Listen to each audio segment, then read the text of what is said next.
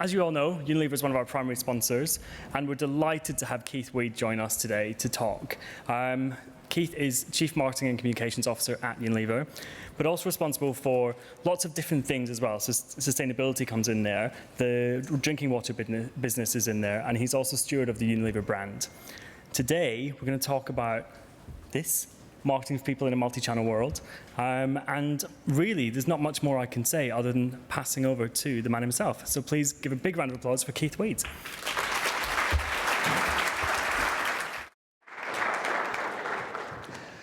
Well, good afternoon, and good afternoon to many of you. And I can see some people sitting down there. They look more comfortable. The people in the back, I apologise, you're standing. So I'll try and make it engaging enough so you don't feel the weight on your feet for too long. Or you're very happy to come and sit at the front if you like, either way. I'm Keith Weed. I'm the Chief Marketing Officer at Unilever. And I'm going to talk to you for a few minutes around this idea of marketing for people in a multi-channel world. And then we're going to open up to Q&A. And I always find that's the more interesting part. So as we go along, or if you've got questions already, start forming some thoughts, and then we'll open it up and we have a more interactive dialogue. Because at the end of the day, when we're talking about a multi-channel world, one of the most multi-channel things is just talking to each of us and engaging in this really dynamic and fast-changing world.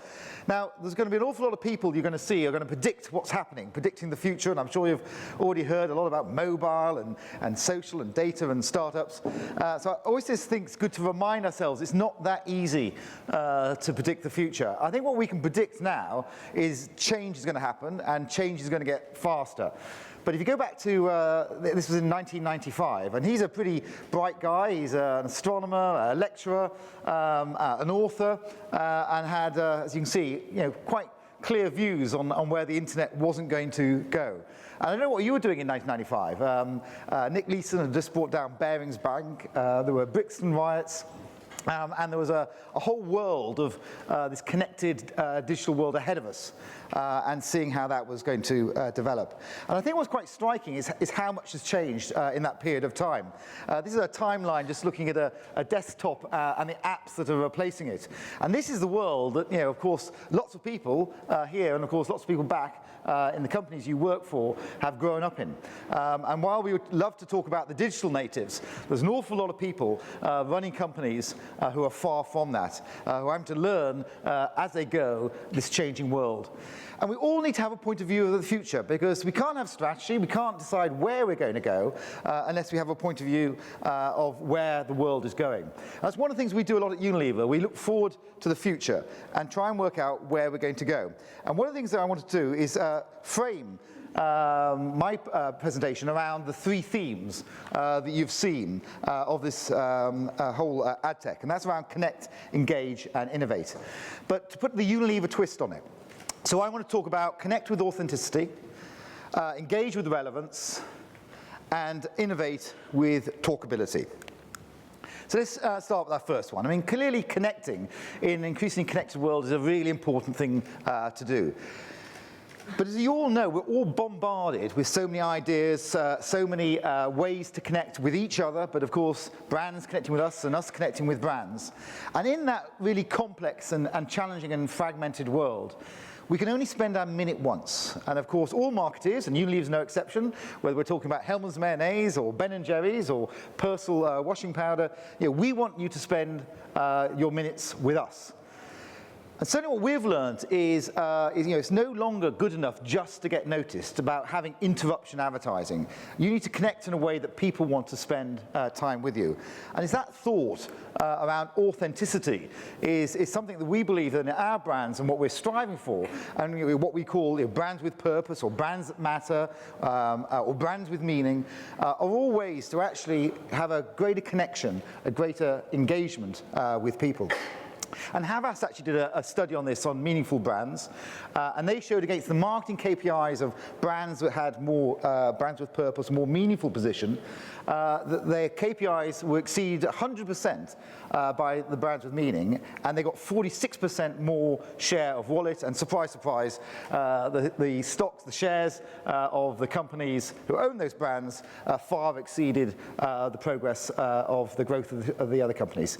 And whichever way you look look at it, you can start seeing more and more evidence that brands with purpose really do engage people. If you just look at Unilever itself and our growth last year, and looking at what we would say are brands that really landed brands with purpose, their growth was twice the rate of the rest of our portfolio.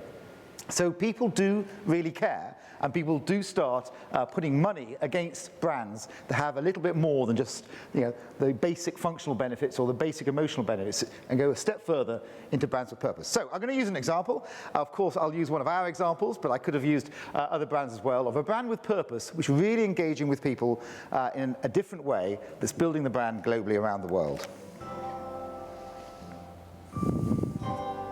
In 2015, Dove partnered with Twitter to change the way that women talk about beauty on social media. Dove and Twitter analyzed user behavior, language, and data. Together, they uncovered insights about how women discuss beauty online with the goal of inspiring real, positive change. Dove launched the Speak Beautiful campaign to encourage women to change the way they talk about beauty online. They created a 30-second TV spot featuring actual tweets from real women during ABC's Oscars red carpet. This cultural moment was an ideal platform to ensure the campaign received maximum exposure. But it didn't end there. Twitter developed a first-of-its-kind custom algorithm to identify negative beauty conversations women were having online. Dove engaged with women in real time, delivering personalized, positive messages of encouragement. Thank you for joining us to Speak Beautiful, and keep it up. Dove then created the first ever branded reverb and real-time data visualizations tracking Speak Beautiful mentions and sentiment. With the support of influential voices such as Ariana Huffington and Amy Poehler, Speak Beautiful reached trending status. Both real women and the media have embraced the campaign, with top-tier media outlets celebrating the program. Tweet your messages of inspiration using the hashtag SpeakBeautiful. Twitter saw a 30% drop in negative tweets and a 69% increase in positive tweets. Beyond Oscar night, Speak Beautiful continues to strike a chord with women everywhere, accounting for more than 111,000 mentions on Twitter, 93,000 unique users, and nearly 800 million social impressions. By encouraging women to reconsider the words they use, Dove has shifted the conversation and inspired individuals to speak beautiful, one tweet at a time. And authenticity is something that obviously lots of companies strive to achieve. And this guy, I think, does it brilliantly well, Shane Smith. Many of you know Vice. Vice is a channel very much targeting towards young people.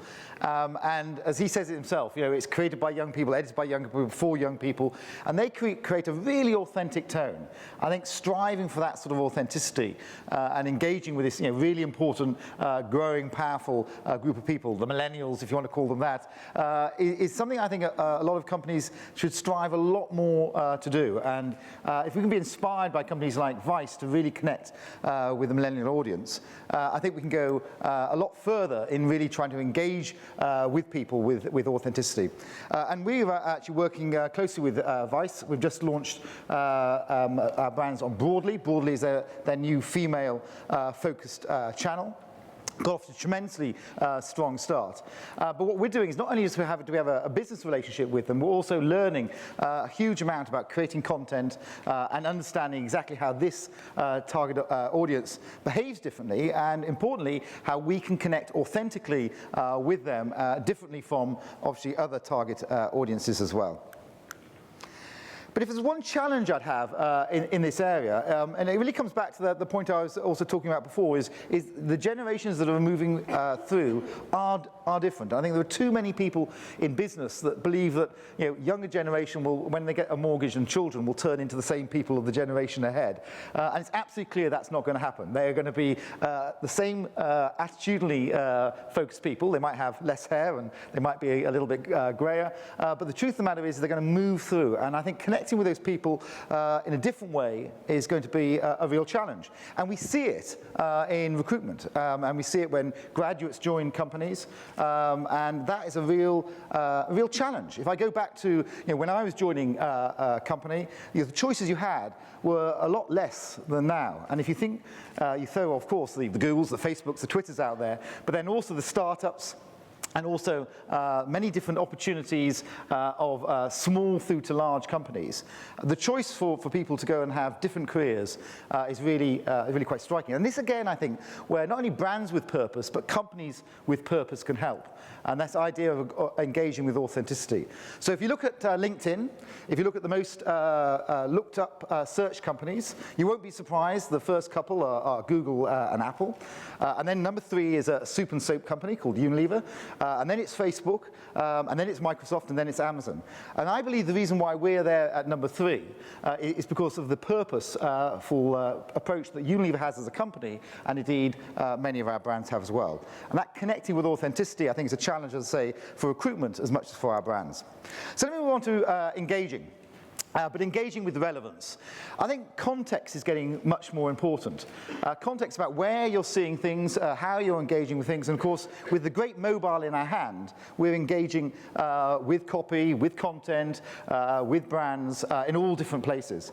And that is a huge opportunity for marketers, but I think it's also a huge challenge, and that's where I think relevance is so important. And this picture I used to remind myself, this is last summer. So we're sharp and fast, and we saw the sun was coming out. We thought, right, let's get off to a start with the ice cream season. We're the largest ice cream company in the world. Let's get the 48 sheets out there and celebrate summer. And then good old Northern Ireland, the snow arrived. And as you can see, here we are talking about the taste like summer's on the way with quite a thick cover of snow on the car. And of course, we didn't sell a lot of ice cream, but we were paying for the posters. I think if you compare and contrast that, and I think it's a good sort of lesson for all of us, and then of course the opportunity with digital posters. And here we were engaging in London in real time with the tube strikes and the frustration, of course, of trying to get to work, and of course the exertion, the heat, the stress, and what do you need? Of course, you need a bit of support from the #1 antiperspirant deodorant in the world, Sure. And we put these ads up and, of course, engage people in a conversation about all the frustrations about getting to work in the tube strike. And if you compare and contrast those two things, even forgetting about the immediacy and being in people's lives, being relevant, of course, just the sheer media costs thing. This was very relevant because it was actually happening during the tube strike, and luckily it wasn't a snowing ice cream example. Your desktop and your desktop and your laptop. But if I didn't know who you were, and I was guessing your age and gender and getting it wrong a huge percentage of the time, I really couldn't personalize. The ability to personalize is about having the understanding of who your consumers are. So that was a little hard to hear. So what Cheryl was very much pointing to then was the challenge and opportunity behind personalization. So not only do we have a geo opportunity, we have a personalized opportunity. And of course, that personalized opportunity can come in all shapes and forms. What you're seeing behind me here is 100,000 variations on an ad. So we all know about programmatic and buying media in a programmatic way. And of course, if you know what the profile of that person is, the demographics, their age, their interests, etc., to serve up media in a programmatic way, of course, you can serve up creative in a programmatic way. And this is for a brand called Axe, which of course in the UK is called Lynx. And this is in Latin America. And we're actually now serving up creative to people based on what we know about the people. There's 100,000 different permutations of a story. It's a remake, sort of a movie trailer remake of the Shakespeare Romeo. And depending on who you are, we then judge what sort of content that you're going to receive in the ads that serve to you. So I picked one as an example. You can try and guess the young man who got the profile to get this one here. But in taking together all those different things, here's one of the ads.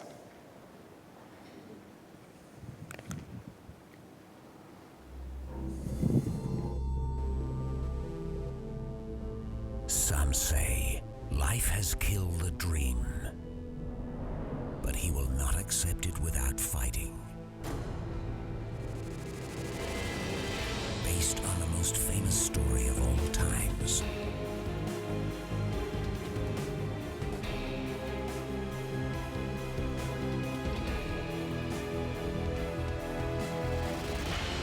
From the international Emmy nominee screenwriter, Philippe Braga. Starring Louisa Moraes. House of X presents Romeo Reboot. This is the last time I let you invade. When destiny dies, a new man is born. Watch now. And that variation even went down to music and what people were wearing, and it really does create a thought that maybe one day that our advertising agencies are going to be more like algorithms. They are going to be individuals as you start putting together the opportunities out there. Now, of course, this is still early days, and it's going to get more sophisticated and better as we go forward. But there is a challenge in this area, and the challenge is the one I have repeating behind me here. Because while we have such a great opportunity to engage in a more relevant way on one side, there's never been such an opportunity to block ads. Now, of course, ad avoidance has been around forever. I mean, you get up to make a cup of tea in the middle of the ad break and walk out of the room, etc. But I think what's really challenging for all of us in the world with mobiles is now the increased ease of which ad blocking is out there. As you know, with iOS 9, you can just download very easily an ad blocker. And there's a real advantage, not just missing ads, which to me, being the second largest advertiser in the world, I think that's a crime in itself. But not just missing ads, but there's also something that actually is better. Because you can see here, the load speed when you don't have ads is a lot quicker. So there's actually utility in not having the ads. And then on top of that, if you're paying for a data plan, and you've got a lot of rich media coming in, courtesy of the ads being served, again, you're paying for ads that maybe you don't want to see. So I think that challenge for the industry about engaging with relevance and then really taking head on the thoughts about what are the challenges around ad blocking is something that we're going to be talking a lot more about as an industry as we go forward. So what about the last one? Innovate. Innovate with talkability. So I think we have a great opportunity here to engage people in new and different ways, to use the utility of all the technology we have around us. And this is why I think it is generally such an exciting time to be in marketing and advertising. I'll give you an example here that we did with Google and with YouTube. And essentially what we did is we predicted the future. And working with Google and all the data sets, we started working about what were people really wanting to find about hairstyles. So every year there's about 11 billion searches on the internet about hairstyles and how you do hairstyles. So why couldn't we offer real utility by showing people early what and how they could create the leading hairstyles at the moment. So say it was a messy bun or whatever. You then go and Google and search messy bun, and you'll be brought to All Things Hair. And on All Things Hair, we'll be able to see how to make the messy bun. Now, you won't be surprised to hear there are leading vloggers doing that and engaging with people in real time. And of course, they're also using Tresemme, Toni & Guy, Dove Hair, etc., our brands in creating that style. But here's a video that explains that in a little bit more detail. Every year, over 11 billion searches about hair are made on Google. But it's not branded products that women are looking for. It's solutions to problems and inspiration for styles. And they want to know how to do these things themselves. So we developed All Things Hair, a YouTube channel to provide a platform for these hair needs. We partnered with leading beauty vloggers in each market and let them work their magic. They created a wealth of content that responded to what consumers were looking for, using our products and housed on our bespoke YouTube channel. Launched in 2013, All Things Hair is now available in 9 markets globally, and we're not stopping there. Each video is linked to a customized hamper of products, allowing women to click through to e-tailers to purchase. And all of this was available through a personalized interface on all platforms 24/7. The results? We are now the second most viewed branded hair channel in the world, with over 144 million views, and 49% of these views have been generated without media investment. And we're the most shared, liked and loved of any channel, making us #1 for engagement. All Things Hair works because we listened to consumers and provided them with an answer to their needs. The channel is real-time, following and predicting trends. Content is relevant, useful and personal to them, all delivered by authentic voices. This is the beginning, it's a long-term approach, and the future of All Things Hair is looking bright.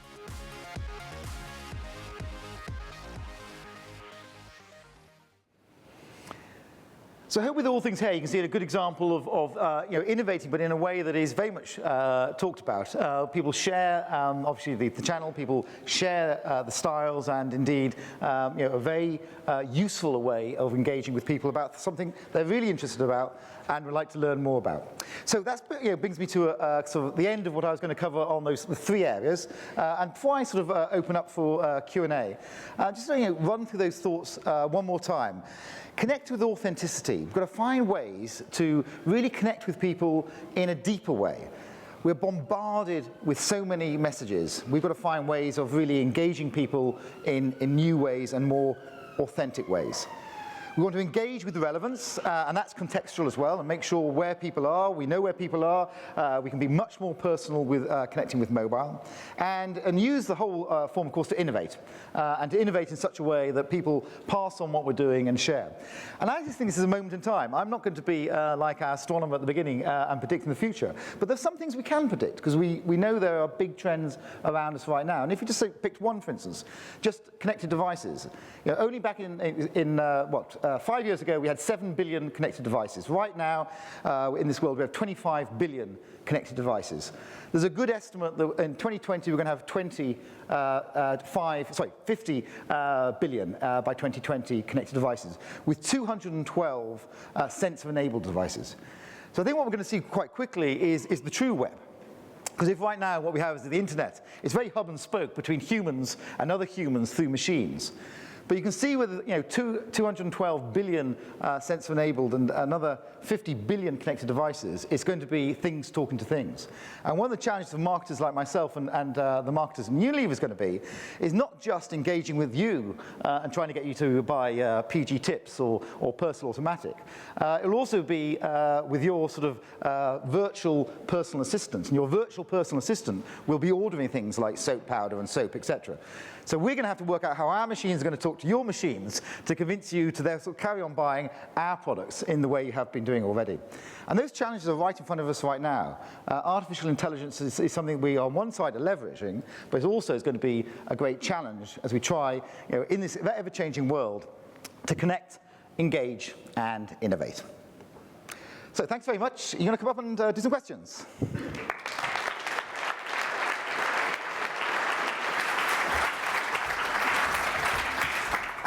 Whenever I see you speak, I always want a Wall's cornetto.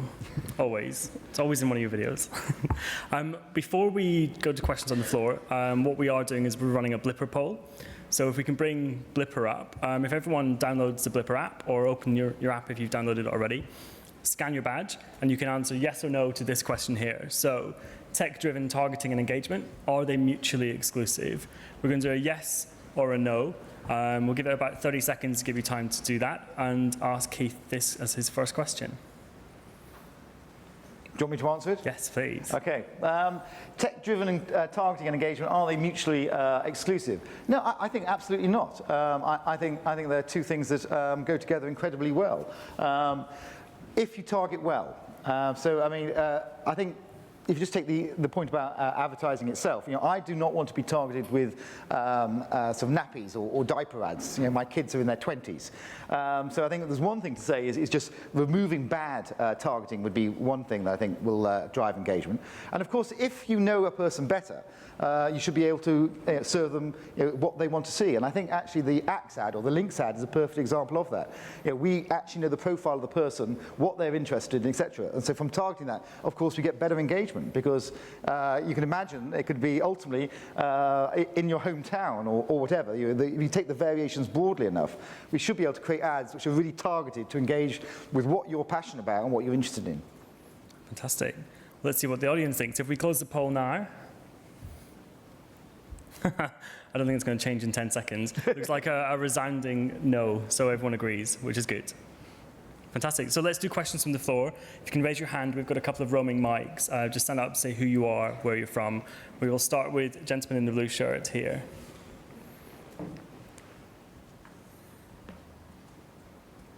Hi there, Guy Norwell from Experian. It builds on this last question, which is, of course, this culture of just because we can, should we? And it's all very exciting. We all get excited all around us about ever being at the right time for that frame of mind, for that person, knowing that individual. Do you think, though, as we get more relevant in everything and engage with the consumers, slowly a culture where consumers will reward brands' loyalty for their restraint as opposed to always being there at the right time? For their restraint in not always being in the face? Well, yeah, I think I think it's a slightly loaded question, not always being in your face. So I actually guarantee, if I was always in your face, you wouldn't want me to be so. And that, I think that's the lesson to brands. So I think I'd be choiceful. A relationship with a person is just like we have with each other. And if I started coming over here and standing in front of you and being really annoying, eventually you're going to wish you didn't answer the question. and that's true. And that's true for brands as well. So I think brands have to respect the opportunity they have and not be in people's face and be really intrusive. And getting that balance right, I think, is really really important. I sit on the Facebook Global Client Council, and one thing that strikes me there is you realise what they can do with their data is absolutely brilliant. But the thing is, just because you can, should you, is the bit I think we all have to work on, because if you get the situation where it seems sort of wrong in the way you're targeting and it seems uncomfortable, then we've definitely got it wrong. So I come back to things like all things hair, utility. We serve people. That's what marketing was all about. If you go back to sort of when marketing first started, it was all about serving people. I think maybe in the 80s we got it a little bit wrong and it started like selling more stuff. And that's why I think marketing for people is really important, to go away to marketing at or to, but marketing for people. And if you do that, then I don't think you become intrusive. But I think you're completely right. It's a real watch out. And if we get it wrong, we'll get it very wrong. Okay, let's do, where next? There's one just at the back here. I can't see because the light's actually on me, but can we get a mic there?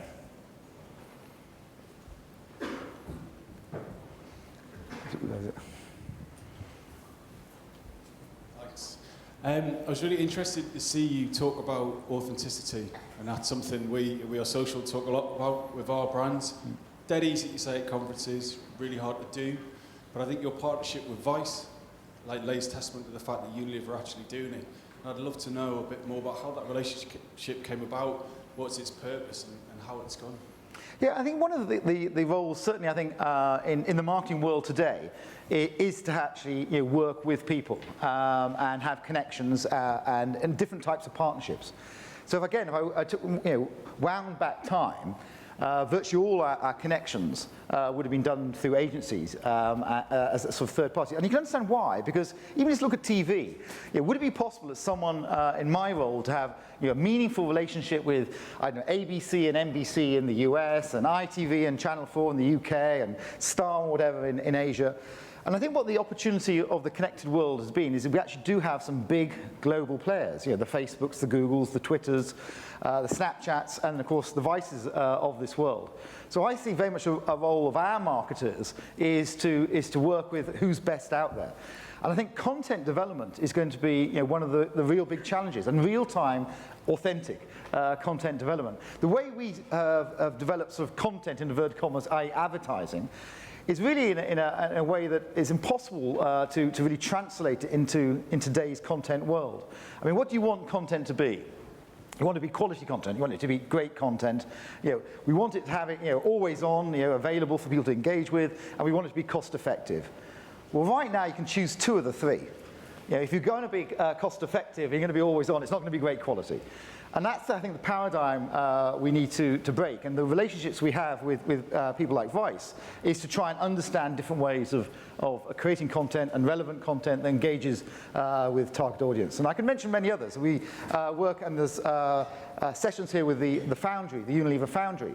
And what's the Unilever Foundry about? The Unilever Foundry is absolutely about connecting with startups. And we've put briefs out there about what marketing challenges we have or sustainability challenges we have, and then connect with startups. And then we go from some pitch to pilot, and we'll help them a bit financially to do that, because working with big multinationals is difficult for startups. And then, of course, we're actually not really interested in the pilot, we're interested in scaling. And if you're a startup and you're saying, now you're working with the second largest advertiser in the world and they're saying they're interested in scaling, it's interesting for them as well. So that's bringing the two together. I bring that on as just another example. So it's not just Vice, it's others, but the Vice relationship's been going on for a few years, and we spent a lot of time getting to know each other as such. And then only recently have we actually then turned that into a business proposition for them and us. And so we're their sole consumer goods sponsor of the launch of Broadly, but we're developing content with them for those brands, as well as, of course, using advertising as well. And I think you're going to see more companies doing this, is having different partnerships. It also is about engaging with talent as well. We've got some great talent in Unilever, but I also know some great talent out there. And I think in this networked world, we're going to have to find where the talent is and connect with it accordingly. We have a question from Twitter about Twitter. So as a client, what do you hope for the next 12 months for Twitter with the new CEO, or the new old CEO, I should correct? Well, I feel I should also give a plug for Twitter. I'm also on the Twitter Influence Council as well. So let's give them a plug as well. I think Twitter, personally, I love Twitter. So if you don't follow me on Twitter, follow me on Twitter and you'll find out more that I think about Twitter. I think, though, we talk a lot about the lack of scale, in inverted commas, of Twitter, because we then compare them immediately across to Facebook with over 1 billion people connecting every day, etc. But if you actually look at Twitter in itself, it is scale. It's just, in comparison, it's less scale. But I think what Jack Dorsey wants to do, and he's completely right, he needs to accelerate from where he is right now to get the true scale that then can mean he can have a really competitive platform. I think what's great about Twitter is it's real time and it's happening with events around it. And I think what they've just started doing right now in their latest innovations in trying to help you engage with real time events in moments is I think a really powerful step. So I'm a fan. I declare I'm a fan. I should also declare I'm a shareholder. Maybe that makes me more of a fan. I don't know. But I do think that they've got a challenge right now to scale to the next level. And I think Jack Dorsey's got some really good ideas to get us there. Another one from the room. We have one in the second row here, or actually, you're right there. Chris Talego from We Communications. I wonder if you could talk a little bit about the challenge or the tension between the holding group brand and the product brands. I mean, so much of the work is done at a product level. How do you get value to the holding group? This is a really, really good question. I think there was a time that companies like ours believed, I don't know whether it was ever true, but believed it was quite good for the sort of the holding group, the mother company, to be sort of invisible.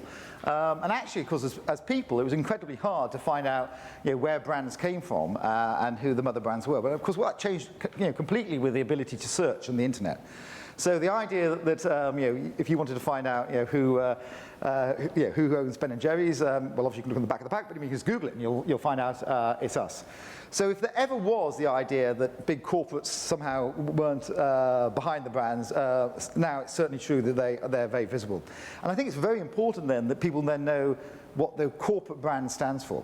And so we've actually started doing work on the corporate brand for that reason. Now, it doesn't mean that we're going to start positioning it as a product brand, and we're always going to lead with our product brand. So you're always going to see our sort of our tea or our ice cream or our soap brands talking first. But what we're keen to do is start building the Unilever brand so people know what it stands for. So one of the first things we did, actually 5 years ago as I came into this role and I run the Unilever brand, one of the first things we did was we put the logo on all our packs. We didn't have that before. The second thing we did, we started putting the Unilever U on our advertising. I don't know if you've seen it in the top right-hand corner, so people know it's from Unilever. We then actually worked with the key opinion formers, and we really believe we need to build substance. So we start off with the purpose of Unilever, and our purpose is to make sustainable living commonplace. We are a big, everyday product company. 2 billion people a day use our products. That's nearly a third of the planet. And we want to make sure that we can build a sustainable future, environmental and social sustainable future. And we've got that as our sort of corporate purpose. And in building that, the first thing we want to do was with key opinion formers to make sure we really had a plan that had measurable targets. You can go and look it up, the Unilever Sustainable Living Plan, 50 time-based targets, and we're holding ourselves to that. We then, of course, did it with our employees, and then over the last 2 years, we started doing it with consumers. But at a low level and much more on a digital level. And I think what we're trying to do is just reflect the interest of people about what is the brand behind the brand and what does it stand for. So I don't think we'll get it through the product brands. We'll always lead the product brands, but I think increasingly you're going to see us talking a little bit more about what is Unilever, who's Unilever, what do we stand for, and what sort of future do we sort of champion. And if you go online now, you can have a look at Farewell to the Forest. It's a film about deforestation. talking about that a tree might be safer in a city than in a rainforest right now, if you think about the way they're looked after in cities. And started trying to bring some challenges around how business can be part of the solution rather than part of the problem. And you'll see more of that sort of thing from Unilever. We had a question here. On authenticity, the beer category is seeing a big shift back to smaller, more authentic craft beer brands. Do you see that as a threat for any of the Unilever categories? It's certainly true when you look across the world that there is a lot more sort of local going on. And as I said, we are a big, we're in 190 countries, we are a very broad-based company. And so I think the answer is you need to have portfolios. And I think it's through portfolios you can try and address that. So in the US, for instance, we just recently bought Talenti, which is an artisan ice cream brand. So we have literally all the layers from sort of like the more walls, mass market, going up through Cornetto's, just for you when you go to the States, and Magnum, but then up to Ben & Jerry's, and then we've now got a really premium ice cream on the top in Talenti. So I think the challenge for marketers in this changing world is A, to keep very relevant and close to consumers and understand where trends are going, but then B, to build portfolios around it. And you can do that through acquisition, or you can build your own, obviously, whichever you choose. And so, as I said, we are the world's largest tea company, and I hope you all drink PG Tips. But go out in London and go to a T2 store, which is a capital T number 2. And you'll see the best tea, the most premium tea in the world. That's actually owned by Unilever, and that's doing exactly that. So we're using that. Or Mai, M-A-I-L-L-E, a mustard that was launched in the 1700s in France. Go and look at the Mai store. Fantastic premium mustard. You can even spend 35 quid on a pot of mustard if you want to. But that's very much reflecting that. But on the other end, we have Coleman's mustard, which is much more mass market. You did get me at Christmas £35 in Selfridges, top of mine. It's good though. Oh my God, I'm liking this guy more and more. It's good though. So what else do you use? We've got some time. We can take another one here. Hi, can you talk a little bit about people and leadership development to keep up with or keep ahead of the digital revolution happening? Yeah, it's a really good question. We've just come away from a 2-day away day with the Unilever executive. So my CEO and my colleagues, whatever. And actually, one of the things I was asked to do at the beginning of this, for the beginning of the 2 days, was do a session on disruptors. And of course, you'll know I wheeled out the Ubers of this world and the Airbnbs, etc. But it's much more than that when you start seeing what's going on. Everyone likes to talk about the Kodak moment, etc.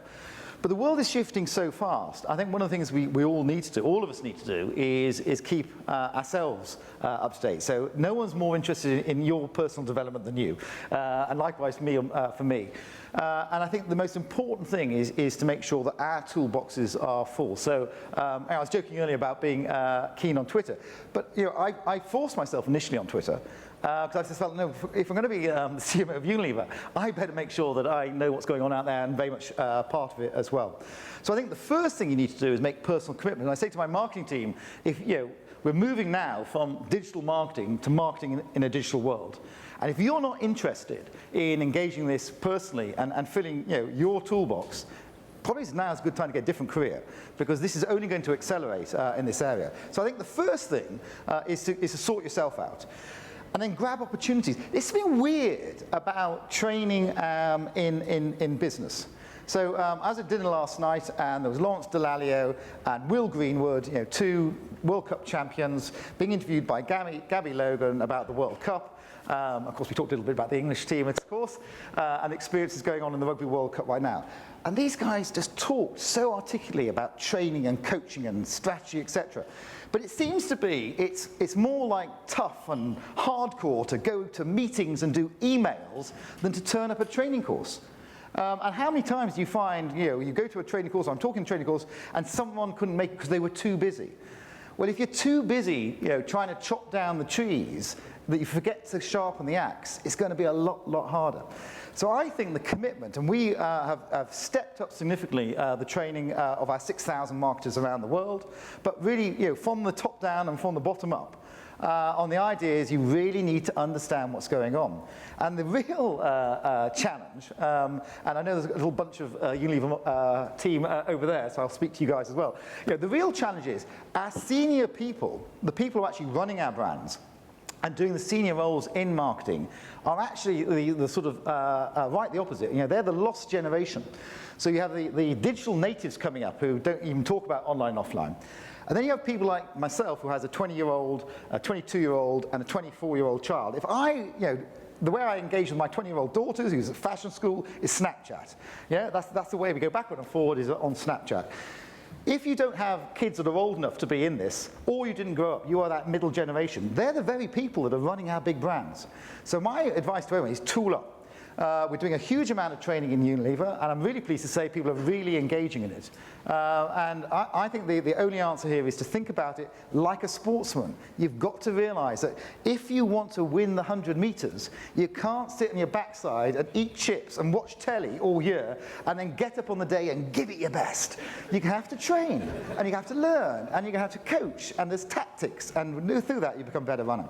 So I think it's a really good question, and it's something as an industry we really need to buy into. Stop watching everything changing. Get on the conveyor belt and start running. We can do one last one if it's a quick one. If you promise to be quick. He was talking to me, actually. I'll be quick. So mine was just a quick one, which was, you talked at the beginning about your brands with purpose and how significantly they're outperforming. What happens to the brands that currently don't have that purpose? Yeah, we've had some good conversations on that. So one of the things that we've said is that we need to make sure that our brands have a journey. Now, different brands have different purposes. It might be a social purpose, it might be an environmental purpose. But what's that journey? It might be about empowering women. It might be, so there's lots of different ways to find out what is that purpose, and it needs to be authentic. Back to the point before, because if not, I don't think you can nail a purpose onto a brand. And it's not easy. We've been at this journey, 4 or 5 years in earnest, and we still haven't got all our brands there. And one of the actual things I think, and this kind of works, and maybe this might be an answer for people thinking about it in the business right now, is so my role is I'm the CMO of Unilever, but I also run sustainability, environmental, social sustainability, and I also run comms, internal, external comms, external affairs.